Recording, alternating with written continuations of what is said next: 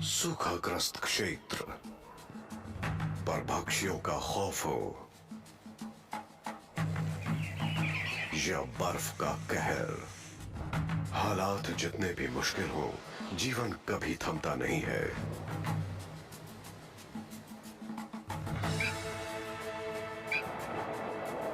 आसमान छूते पहाड़ों पर, समंदर की गहराइयों में या इनके दरमियान,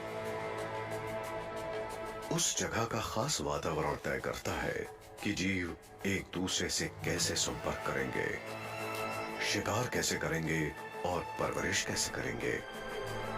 कुछ मीटर का फासला जीने मरने का फैसला कर सकता है।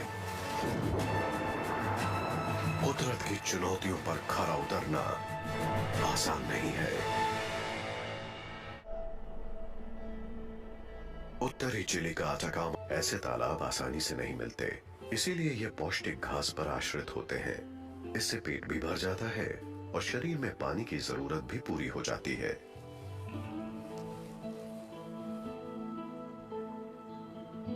यहाँ पानी बहुत कम है और ज्यादातर ये खारा होता है, लेकिन इसमें माइक्रो ऑर्गेनिजम्स पनप सकते हैं। नमकीन पानी को छानने के बाद इन फ्लेमिंगोज की चोंच में ये स्वादिष्ट माइक्रो ऑर्गेनिजम्स रह जाते हैं, जिन्हें ये बड़े चाव से खाती हैं।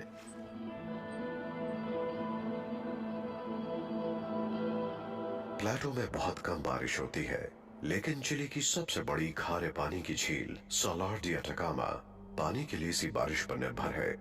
लेकिन तेज धूप की वजह से ये पानी भी ज्यादा दिन नहीं टिकता। झील का पानी मिट्टी में से खनिजों को सोखकर जल्दी ही उड़ जाता है। सिर्फ अवशेषों की पपड़ी और खारे पानी के कुछ तालाब बचते हैं। नीचे खारे तालाब, ऊपर बादलों से घिरे ज्वालामुखियों का सिलसिला, लेकिन इन बादलों से पानी कम ही बरसता है। यहाँ अटाकामा में सूखे का राज है।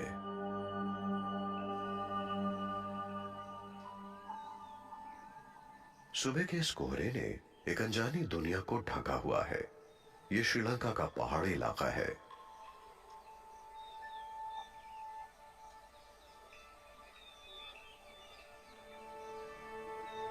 इस देश के बहुत सारे नायाब जीव जंतु इन खूबसूरत पहाड़ियों में बसे हुए हैं।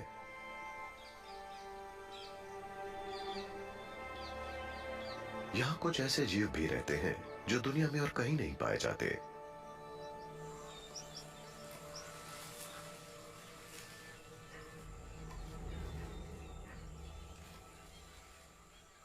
पेड़ के सबसे ऊपरी हिस्से में पर्पल फेस लंगूर पाए जाते हैं।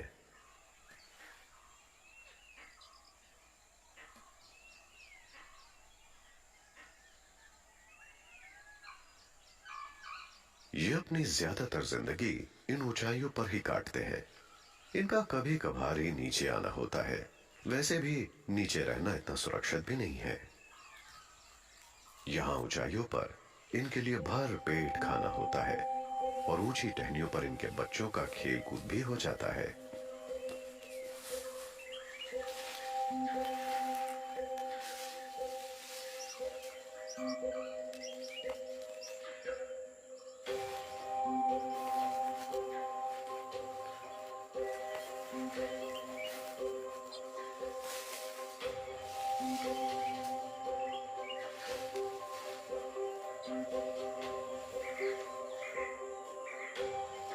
जो बच्चे अभी अभी कूदना सीखे हैं, वो अपने से बड़ों को इम्प्रेस करने की कोशिश करते हैं। ये पेड़ पर बहुत जबरदस्त फुर्ती के साथ ऊपर चढ़ते हैं। ये किसी मंजे हुए एक्रोबैट से कम नहीं होते।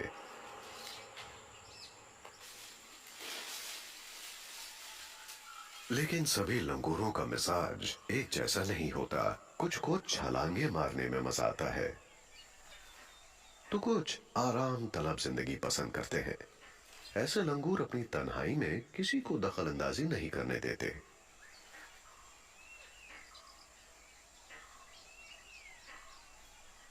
इन पर्पल फेस लंगूर की खाल यहाँ के ठंडे मौसम के अनुसार ढल गई है।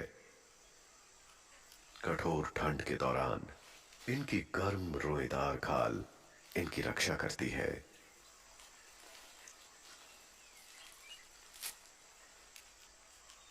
यहाँ पेड़ों की ऊंचाइयों पर रसीले पत्तों की कोई कमी नहीं है।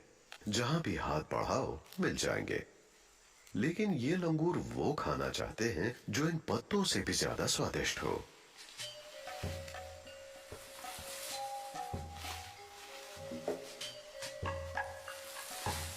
इसीलिए हर सुबह ये सबसे शानदार फुलवारी की तरफ निकल पड़ते हैं। इतनी ऊंचाई पर श्रीलंका में कोई और फुलवारी नहीं है। यहाँ तरह तरह की स्वादिष्ट चीजें मिलती हैं, जैसे कि ये मिमोसा।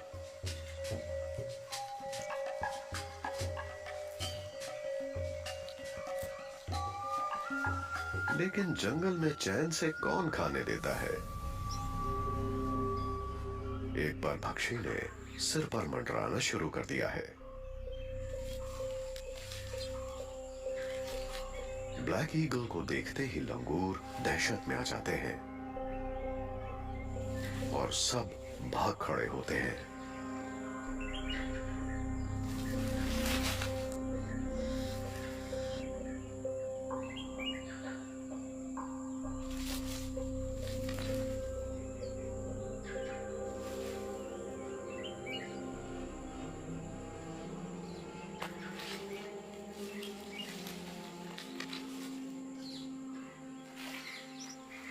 ईगल भी भूखे पेट चली जाती है।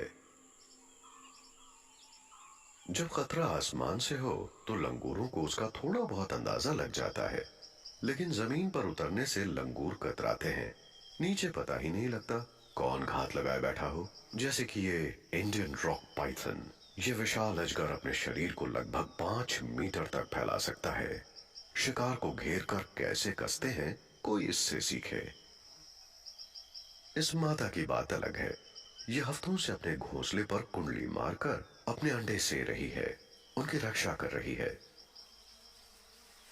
जैसे ही अंडों की गंध से इसे पता चलता है कि बच्चे अंडे फोड़कर बाहर आने वाले हैं, भूखी मादा यहां से निकलने की तैयारी शुरू कर देती है। इसने हफ्तों से कुछ नहीं खाया है। इसे डर है कहीं तेज भूख की वजह से ये अपने बच्चों को ही ना खा ले।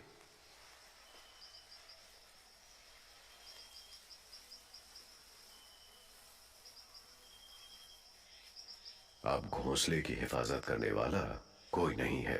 बच्चे बाहर आने को हैं।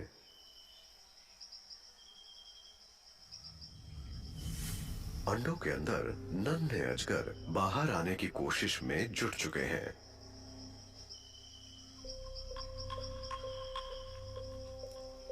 एक टेम्पररी एग टूथ की मदद से नन्हे पाइथन अंडे की सख्त परत को चीर देते हैं।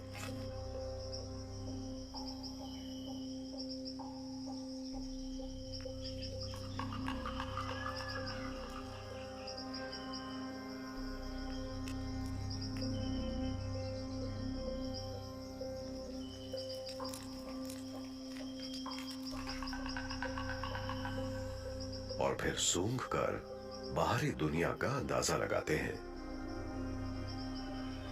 फिलहाल इनकी हिफाजत करने वाला कोई नहीं है, लेकिन बड़े होने पर ये खतरनाक परभक्षी बन जाएंगे।